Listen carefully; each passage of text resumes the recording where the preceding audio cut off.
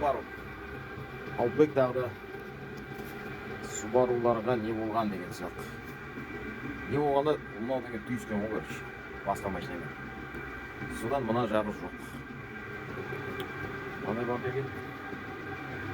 Оның ана жағы жоқ. Соқтығысқан Subaru'лардың оқиғасы жалғасуда, міне бамперіміз. Вот. Мына жағы жоқ болды. Мына жерден былай болмайды. Сол басқа бір бампер алып кетті, короче, осы жағы бар екен. Сол 2 бамперден 1 бампер құрастырып бердік, мынандай етіп, ауақтың қауымен. Осындай етіп жөндеп жасап бердік бәрін. Бәрі орнына келіп тұр түгел. Енді бір мәселе, бұны тек үстінен енді грунт шашып береміз. Ар жағында бәрі уже мына екінші жағымен екеуі бірдей болып шығады сонда. Осындай жұмыстар жасаймыз.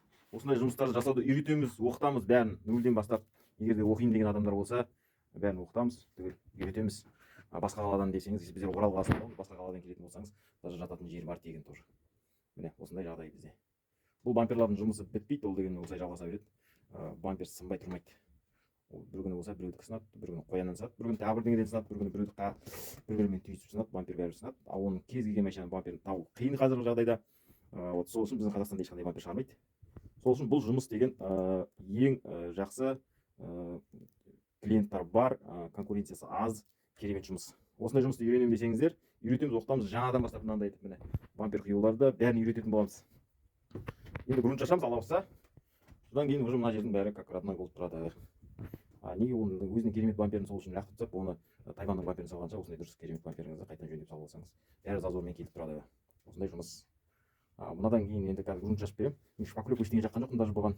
Мынау деген өзіміздің материалымыз, осындай цвет сондай болып тұрады. Ол шпаклевка емес, ол стекловолокно.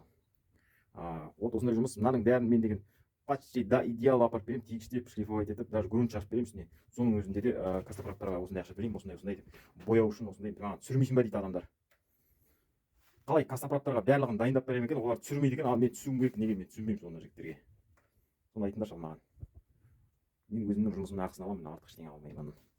Жақсы, хабарласыңдар. 24-7 профильді WhatsApp номер барлығы бар, жазыңдар, хабарласыңдар. Егер де үйрену керек болса, жаңадан құю керек болса, болмаса үйрену керек болса, осы номерде, осы профильді номер бар, соған хабарласыңыз.